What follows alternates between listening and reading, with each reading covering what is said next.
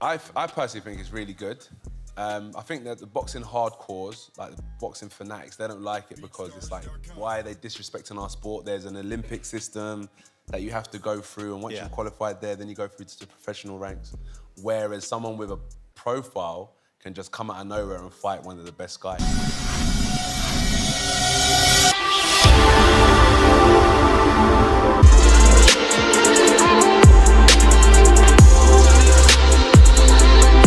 Clips a guy, bro? What is going on? He's going to be hell on wheels in the first round, for sure. He's going to be hell on wheels. You know, because I don't know how long he can go. I don't know what his joints feel like. Joe Rogan has reacted to Mike Tyson brutally knocking out a sparring partner in a new leaked footage. On the other hand, Roy Jones Jr., the legendary multi-weight world champion, has offered a stern caution to Jake Paul about the formidable challenge of stepping into the ring with Mike Tyson. Despite Tyson's age, Jones, who was Tyson's last opponent in their 2020 exhibition bout dubbed Lockdown Knockdown, recalls all too well the sheer power Tyson still wields. In an interview with Shane Mosley, when questioned about the toughest opponent he'd ever faced, Jones didn't hesitate. He immediately named Tyson as the hardest puncher he had ever encountered. He said, "Mike Tyson is still the strongest puncher that I've ever been in the ring with. Ever. Now I think he's 57, maybe 58, yet he's still the strongest puncher. The first time he hit me on my chin, I felt like a mule had kicked me in my chest." Although the bout was officially declared a draw, many fans and punch statistics suggested Tyson had the edge. The event garnered positive reactions, showcasing that matches between retired boxers can still be thrilling without diminishing their storied careers. Jones's remarks carry significant weight as Jake Paul prepares to face Tyson in a professional bout this November. The fight, featuring milder rules due to Paul's 30-year age gap with Tyson, has sparked widespread criticism. Despite this, Paul has vowed to bulk up, a strategy Jones endorses as essential, though not without its flaws. Jones commented, "If he's at 230, that can make it very interesting. Jake's not going to fight close, and he can't stay away from him because Mike will close the gap too quickly. I thought I could stay away from him. I couldn't, and I know I'm better at staying away from people than Jake is." Jones also warned that Paul's added muscle might not be enough to hold Tyson at bay. Jake accepted the extra weight, understanding that he wouldn't be able to maintain distance. Despite knowing he can't avoid Tyson entirely, Jake is banking on his newfound strength to push him back and keep him at arm's length. Jones dismissed the question about Tyson's age slowing him down, or Paul's youth giving him an edge, saying it didn't apply here. The real key is pushing Tyson back, especially if you're big enough to do so, as he's less effective moving backward. But remember, you've never been hit with his power before, so we'll just have to wait and see. Jones's observations add an unexpected layer of intrigue, deepening the suspense as the long-anticipated confrontation draws near. On ProBox TV, an enthusiastic Tim Bradley threw his support behind Iron Mike, passionately asserting that the relaxed rules play to the veteran's advantage. The former two-weight champion turned analyst expressed his belief that a knockout might be imminent. He said, "Mike Tyson, knock his ass out, baby." At first I thought about it. I was like, this is kind of crazy, but then I saw the rules. It said knockouts, knockdowns. It's official, it can happen. 2 minutes, that's going to favor Mike Tyson. 2 minutes instead of 3, no doubt about it. Think about it, a 2-minute drill. Bradley further added, "He comes out in the first 4 rounds like he's always blazing. Mike Tyson, getting him against the ropes, banging him to the body, hitting him with power shots. Come on, man. He has the potential to knock this man out. You know that power is the last thing that leaves you. This is Mike Tyson we're talking about. 2 minutes. That's all it takes. He can get the knockout. Knock Disney boy the hell out." Meanwhile, UFC Hall of Famer Michael Bisping believes that if Jake Paul competed in the Olympics, he'd struggle to shape the narrative in his favor. Following Team USA's disappointing performance in boxing, where they secured just a single medal, Paul revealed his intention to compete in the 2028 Olympics. Known as the problem child, he boasts a 10-1 record as a professional boxer. His latest victory came in July, when he delivered a knockout blow to Mike Perry in the 6th round of their cruiserweight bout. Bisping expressed his intrigue over Paul's decision, noting that Paul won't have any influence over the selection of his opponents. On his YouTube channel, Bisping commented that while it's understandable Paul wants to compete in the Olympics, he respects him for it. He pointed out that Jake Paul is taking an unconventional approach by moving from being a well-known figure with several professional boxing matches to competing as an amateur. Bisping also mentioned that the recent Olympic gold medalist had already fought in 4 professional bouts. He added that if Jake Paul were to win the Olympics, it would be an incredible achievement. All right, so fair enough. The man wants to go and compete in the Olympics. And you know what? I've actually got a lot of respect for him. Now, I did think that professional boxers weren't allowed to compete compete at the Olympics. But that rule changed in 2016. Now, Jake Paul's kind of doing it the opposite way around because he's very famous. He's had a lot of professional boxing fights and he's going to go to the amateurs.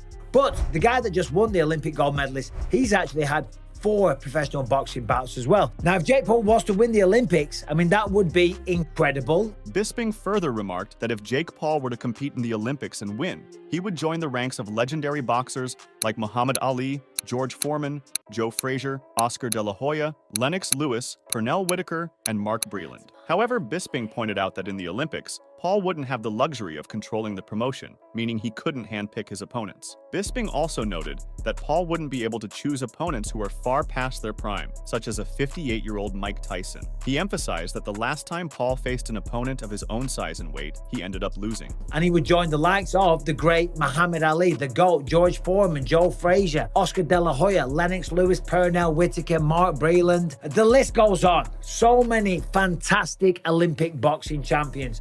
Anthony Joshua. Now, of course, for Jake Paul, if he did go and fight in the Olympics, well, first of all, it wouldn't be his promotion, would it? So he wouldn't be able to cherry pick opponents. He wouldn't be able to take people that are way past their sell-by date, like Mike Tyson, who's 58 years old. No, the man that just won the Olympics, got the gold medal from Uzbekistan. It was Lazizbek Mulajonev. This man is 25 years old and he is 6'4", okay? The last time Jake Paul fought somebody his own size and weight, we know that he lost. On November 15th, Paul will step back into the ring to face boxing icon Mike Tyson at AT&T Stadium in Dallas, a matchup that stirred considerable criticism. Bisping noted that if Jake Paul were to compete in the Olympics, several aspects of his career would change. He explained that Paul wouldn't be able to cut weight, as he usually does since Olympic boxing requires athletes to compete every few days. Additionally, Bisping pointed out that the event wouldn't be Paul's promotion, meaning everything wouldn't revolve around him. There also wouldn't be a significant payday involved. Instead, Paul would be participating to represent his country, challenge himself, and potentially become an Olympic gold medalist. He goes to the Olympics, a lot of things will change, that's for sure. Number one, he wouldn't be able to cut weight because in the Olympics, you're going to have to box every few days, okay?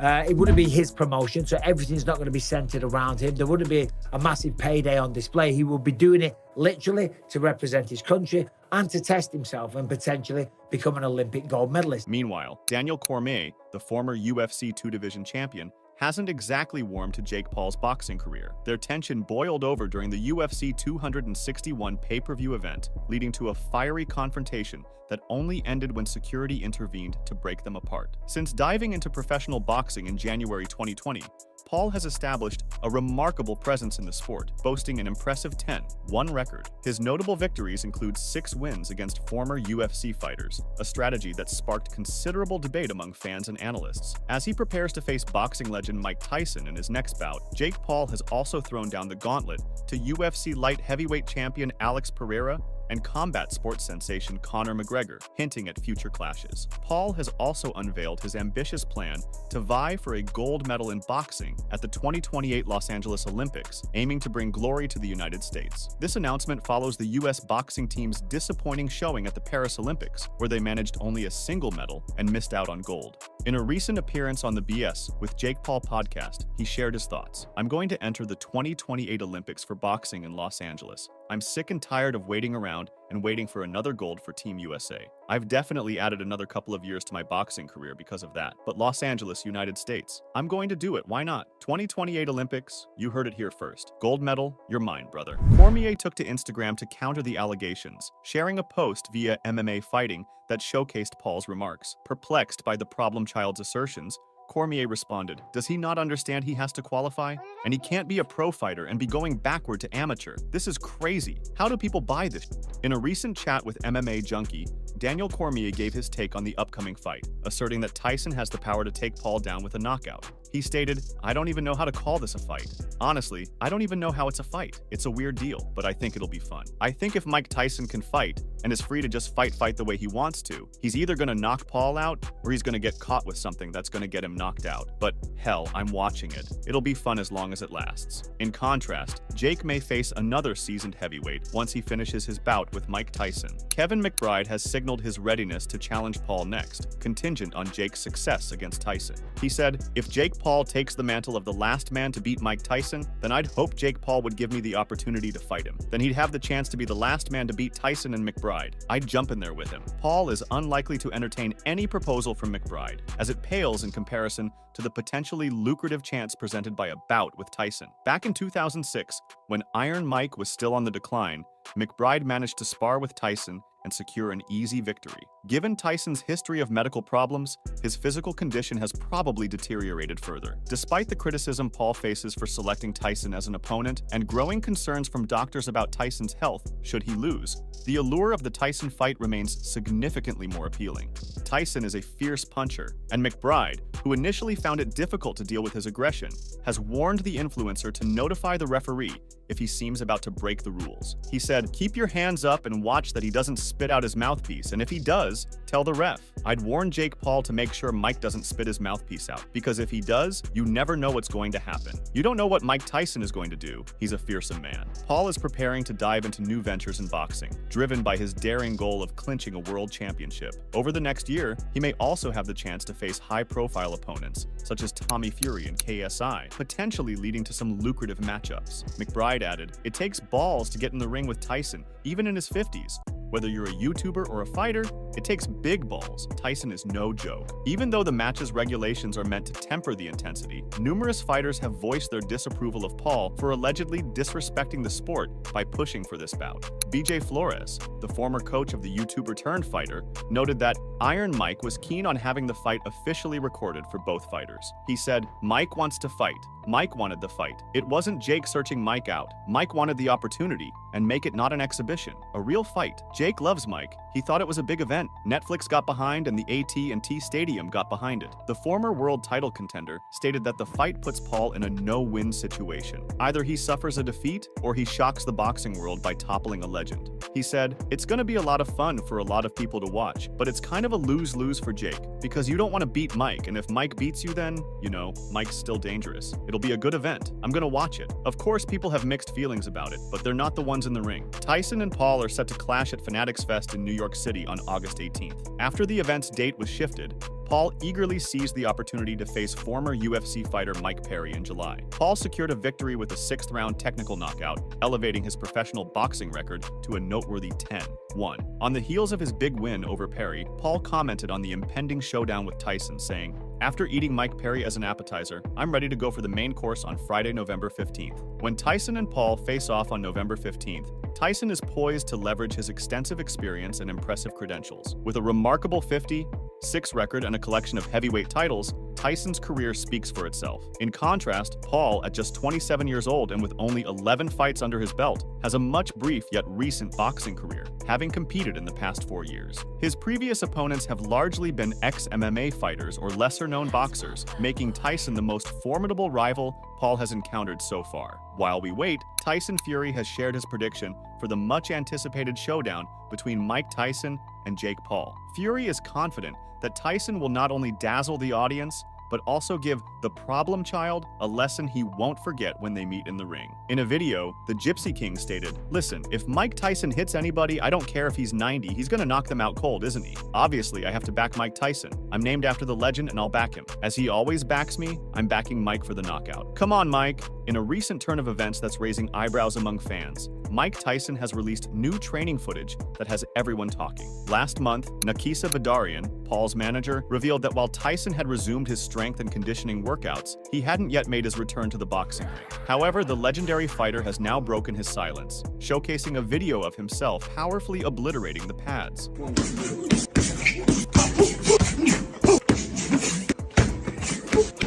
A retired boxing champ has launched a critique of Jake Paul's forthcoming bout with Mike Tyson, labeling it a deliberate attempt to generate controversy and casting doubt on Tyson's role in the ring. The initial announcement of the Paul-Tyson match sparked a wave of backlash from current and former boxing greats, as well as fans. Detractors swiftly highlighted the significant age gap between the two fighters and expressed concerns about Tyson's health as he prepares for his comeback. Iron Mike is back at the gym, committing to an intense 3-month training regimen for his upcoming fight. Yet, former boxing champion Carl Froch has voiced his concerns, suggesting Mike might want to rethink his return to the ring altogether. He said, "I think Mike Tyson's too old to be in the ring. I think that was shown when he got carried off the airplane with his bad back. It's a pro fight just to create more stir. That's just to piss more people off. Frotch, who has criticized Jake's boxing career plenty, said his only beef with the problem child is that he can't really fight. He added, he's got a massive weight advantage on most of the guys he fights. His fights are mismatches. It's an unfair advantage. He's that much of a bitch. He makes it so he's so much heavier than his opponent. After his victory over Perry,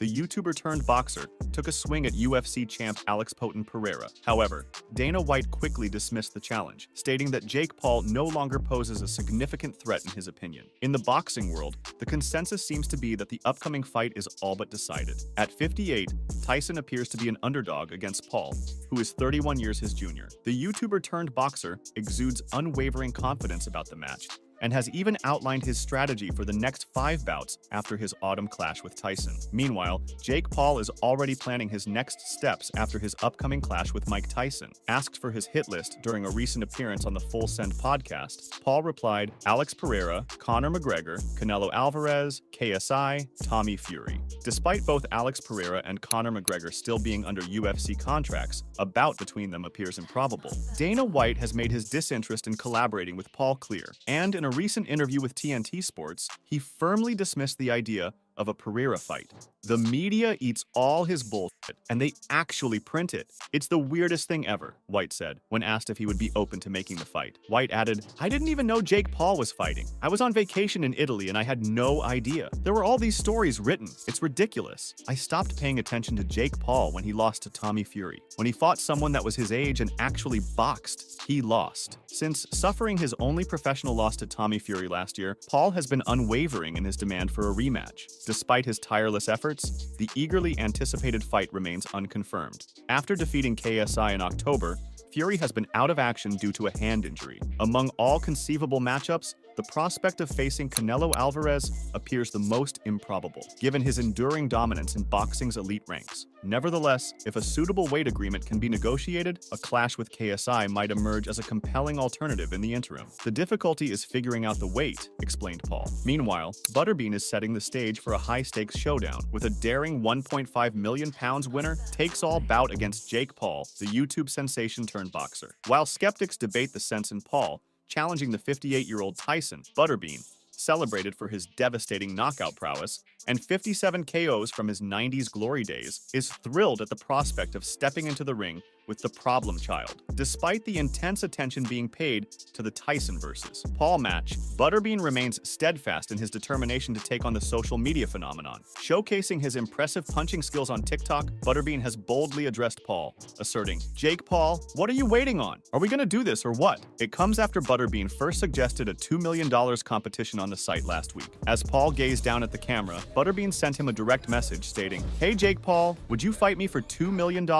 Winner takes all. The ex-boxing champ, who hung up his gloves in 2013, has voiced a keen interest in taking on Paul, according to the Daily Star. Boasting a formidable 77-10-4 record, this seasoned fighter is itching to make a comeback after a decade-long hiatus, spurred by a remarkable shift in his physique and overall fitness. The once feared heavyweight champion, known for his staggering 36.7 stone weight, has undergone a remarkable metamorphosis. Just a month ago, Butterbean declared himself to be in the best shape of his life, sparking buzz and anticipation about a possible and sensational return to the ring. Butterbean initially challenged both Paul and Tyson during discussions about a return last year, saying, I'm not a typical boxer, I go out there to fight. I want to knock somebody out. Jake Paul or Mike Tyson? Jake Paul runs his mouth too much. He's never fought anybody. I would love to fight him. I think people would like to see me and Tyson go at it, which would be a hell of a draw. Me and Tyson are actually friends, but I don't mind fighting friends. Legendary heavyweight Larry Holmes has weighed in with his prediction for the highly anticipated fight.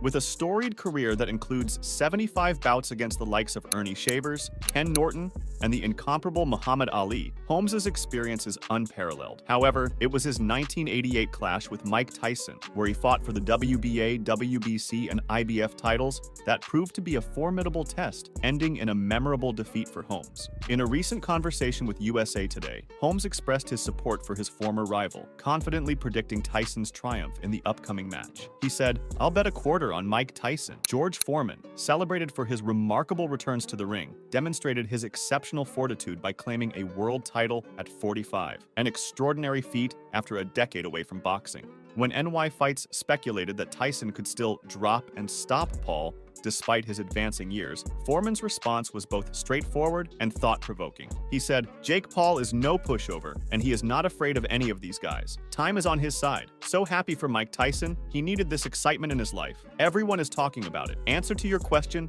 is no." Foreman cautioned Tyson in a separate article with USA Today, continuing to compliment the younger fighter. He said, "Be careful with Paul, only because Paul has tricks. Tyson gets hit with one punch at his age, you start to hear funny noises. The bout between Paul and Mike Tyson is drawing near, and forecasts are rolling in from all directions. As the clock ticks down to the unexpected showdown in Texas this November, anticipation is at an all-time high. Tyson, the youngest heavyweight champion in history, has stayed out of the professional ring since 2005, when his storied career concluded with 2 losses. However, in 2022, he made a brief return to the boxing scene for an exhibition bout with Roy Jones Jr., a match that was deliberately ended in a draw. When Jonathan Ross questioned Anthony Joshua about the upcoming Mike versus Jake clash, the former heavyweight champion voiced his support, arguing that the fight was a win for boxing. Joshua conveyed his own excitement for the bout, acknowledging, however, that it might not resonate with the sport's most devoted fans. He observed that the traditional path to boxing success usually involves advancing from the Olympics to the professional stage. Yet, when a prominent figure unexpectedly enters the ring to face elite opponents,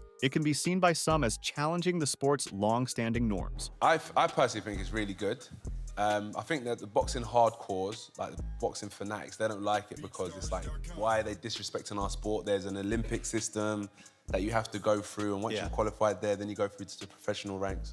Whereas someone with a profile can just come out of nowhere and fight one of the best guys. Joshua explained that if the audience were divided into 2 factions, one being hardcore boxing fans and the other drawn in by a prominent YouTuber, the latter group would likely bring many fresh faces to the sport. He pointed out that boxing, a demanding and rigorous discipline, stands to gain significantly from heightened exposure, making these events crucial for enhancing the sport's visibility. He kind of goes forward and he just swings big, looping haymakers and generates a lot of power. That's not what you're trying to achieve in amateur boxing, right? It's all about strategy. It's all about landing points. It's a very quick, light on your feet kind of style, in and out, landing combinations. You're not swinging like a madman. You're not trying to knock them out. And that essentially is the big difference. Of course, you're wearing headgear. It's in a smaller ring. 3 2-minute rounds. So there's a lot of changes compared to professional boxing. As he awaited the outcome of the match, he pinned his hopes on the younger contender, worried that Tyson's advancing years might finally take their toll. At the same time, he earnestly hoped that the 58-year-old veteran would finish the fight unscathed. He expressed his main concern as Father Time, a relentless foe that has always triumphed. Joshua recognized Tyson's advancing years and wished him well after the bout. He predicted a win for Jake Paul, attributing his forecast to the decisive advantage of youth. Meanwhile, Joe Rogan has strongly criticized the upcoming fight between Mike Tyson and Jake Paul, advocating for its cancellation. Rogan is deeply worried about Tyson's well-being, highlighting the severe risks involved that could lead to serious injury or even death for the legendary boxer. An artist who's a contender. Probably Well, wouldn't wanna guess see what? Jake Paul could be that guy if we didn't think of him as Jake Paul. If you look at the people he knocks dead, when he knocked dead Tyron Woodley with one punch, that dude I was can there. fucking crack. Yeah, I mean, honestly, so like that's what I'm saying, exactly what you're saying.